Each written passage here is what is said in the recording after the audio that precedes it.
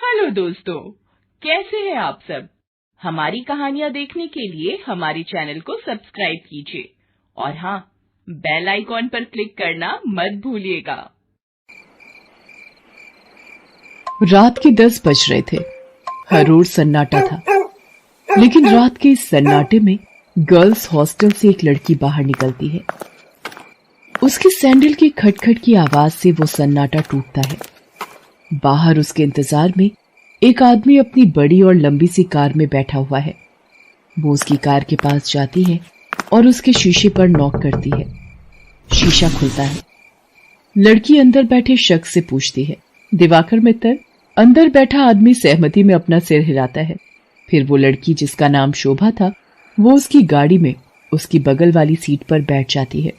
दिवाकर मित्तल उसके चेहरे की ओर मुस्कुराकर देखता है और कहता है, जैसा सुना था वैसी ही हो तुम, बहुत तीखी, लाल मिर्च की तरह। दिवाकर मित्तल के पैर कार के एक्सीलेटर पर जाते हैं और पल भर में कार हवा से बातें करने लगती है। थोड़ी देर बाद वो कार शहर के एक सबसे बड़े 5 स्टार होटल में प्रवेश करती है।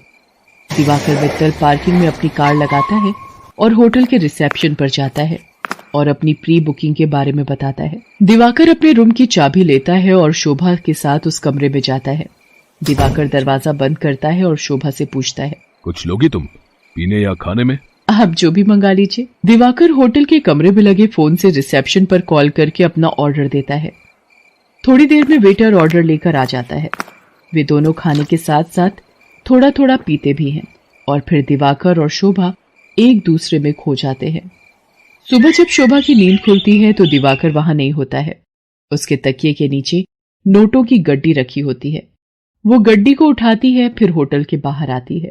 बाहर आकर वो एक कैब बुक करती है और उसमें बैठकर गर्ल्स हॉस्टल की ओर निकल जाती है। कैब वाला बीच बीच में उसे घूर कर देखता है तो शोभा को गुस्सा आ जाता है। क्या देख रहे हो? क्या देख रहे हो बार बार पीछे मुड़कर? आगे देखकर गाड़ी चलाओ, नहीं तो अभी तेरी कंपनी में फोन करूंगी, फिर सारा घूरना निकल जाएगा। कैब वाला शोभा की बातों से डर गया। शोभा कैब की खिड़की से बाहर देखती हुई जा रही थी और मन ही मन खुद से बातें कर रही थी।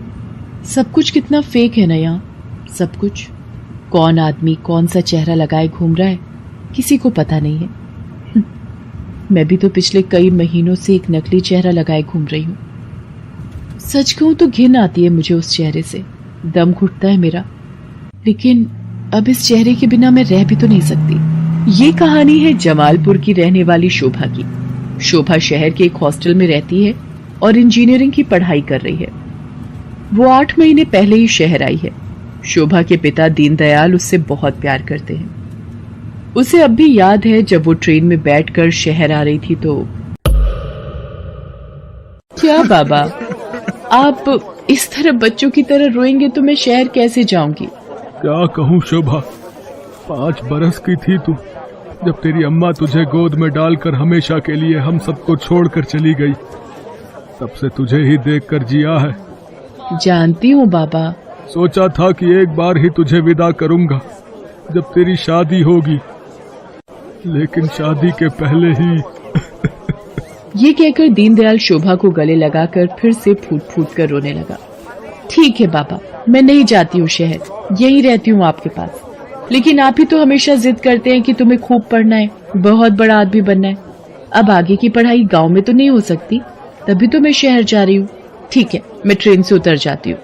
उसी समय ट्रेन की सीटी बजी। दीनदयाल जल्दी से ट्रेन से उतरा। ट्रेन ने कुछ ही देर में रफ्तार पकड़ ली। शोभा ट्रेन से आगे निकलती गई और दीनदयाल पीछे छूटता गया। शहर में शोभा गर्ल्स हॉस्टल में रहने लगी और अपनी पढ़ाई करने लगी। उसकी रूम पार्टनर थी रेखा। रेखा का बैकग्राउंड भी शोभा की तरह ही था। उसके पिता नहीं थे। उसकी माँ दूसरों के खेतों में काम करती थी। बहुत कठिनाई से गुजर बसर होता था। एक दिन की बात है, शोभा कमरे की सफाई कर रही थी तो उसे रेखा के तकिए के नीचे से नोटों की गड्डी मिली। इतने सारे पैसे, ये यहाँ कैसे आए? रेखा उस समय नहा रही थी। जब वो नहाकर बाहर आई तो शोभा ने उससे पैसों के बारे में पूछा, लेकिन रेखा ने उसकी बात का सही सही कोई जवाब नहीं दिया। आश्चर्य तो हुआ, क्योंकि वे दोनों अच्छे दोस्त थे। कुछ बात तो है जो रेखा मुझसे छिपा रही है, लेकिन क्या? शोभा ने एक बात और नोटिस किया कि हफ्ते में 3-4 दिन रेखा रात को कहीं चली जाती थी और सुबह वापस आती थी। उसने इस बारे में भी रेखा से पूछा तो तू भी बिना मतलब जासूसी करती रहती है। तू अपने काम से काम रखना। मैं कहाँ जाती हूँ, क्यों जाती हूँ, हर चीज का हिसाब देना जरूरी है क्या? ये जरूरी तो नहीं, लेकिन कल को हॉस्टल की वार्डन को पता लग गया कि तुम रात रात भर बाहर रहती हो तो क्या होगा? तुझे पता है ना वो कितनी स्ट्रिक्ट है। तो उसकी फिक्र मत कर, मैं संभाल लूंगी उन्हें। धीरे धीरे शोभा ने रेखा की लाइफस्टाइल में बहुत तब्दीली देखी।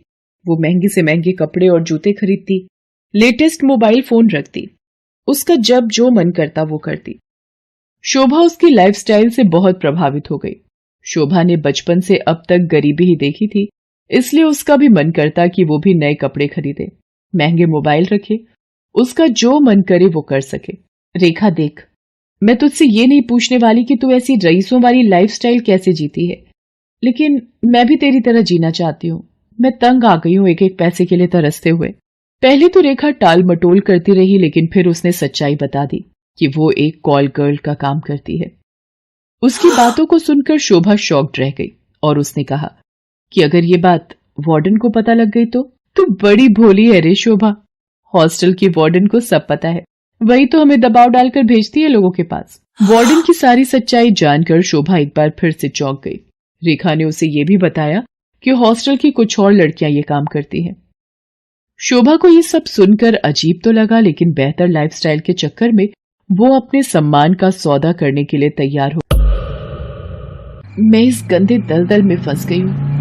हालांकि इस दलदल ने मुझे बहुत सारी वो चीजें दी जिसके लिए मैं तरसती थी, लेकिन मैंने अपनी मासूमियत खो दी है, मैंने अपनी शांति खो दी है, मैंने अपनी पवित्रता खो दी है। बाबा को कितनी उम्मीद थी मुझसे, और मैं क्या करने लगी मैं।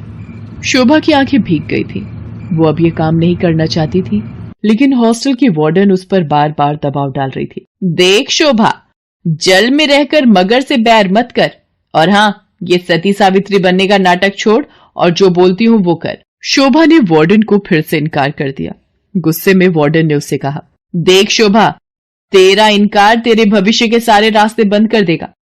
मेरी एक शिकायत पर कॉलेज से भी तुझे निकाल दिया जाएगा, और तुझे मैं इतना बदनाम करवा दूंगी कि इस शहर तो क्या, तू कहीं भी किसी को मुंह दिखाने के लायक नहीं रहेगी। शोभा उस रात हॉस्टल से निकली तो जरूर, लेकिन उसने कुछ तय कर लिया था। वो हॉस्टल से निकलकर सीधा पुलिस स्टेशन पहुंची और इंस्पेक्टर नाज़नीन को हॉस्टल और वार्डन की सारी सच्चाई बता दी। शोभा की बात सुनकर नाज़नीन शॉक्ड रह गई। शर्म आ रही है मुझे तुम पर और उन सभी लड़कियों पर जो अच्छी लाइफस्टाइल के चक्कर में शॉर्टकट अपनाती हैं और अपने सम्मान का सौदा करती हैं, और तुम जैसे मासूम लोगों का फायदा तुम्हारी वार्डन जैसे लोग उठाते हैं। मुझसे बहुत बड़ी गलती हो गई इंस्पेक्टर नाज़नीन। मुझे खुशी है कि तुम्हें अपनी गलती का एहसास तो हुआ, लेकिन ये गलती कोई और ना करे और तुम्हारी वार्डन किसी और का फायदा ना उठाए। इसके लिए इस पूरे रैकेट को तोड़ना पड़ेगा।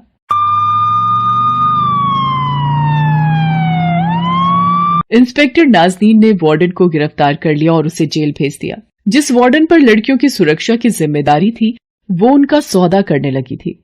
इस बात को सुनकर पूरा शहर सन रह गया। आज शोभा इंजीनियरिंग के लास्ट ईयर में है और वो बहुत ही मेहनत से अपनी पढ़ाई कर रही है। आखिर उसे अपने बाबा का सपना जो पूरा करना है। हेलो दोस्तों, कैसे हैं आप सब? हमारी कहानियां देखने के लिए हमारे चैनल को सब्सक्राइब कीजिए और हाँ, बेल आइकॉन पर क्लिक करना मत भूलिएगा।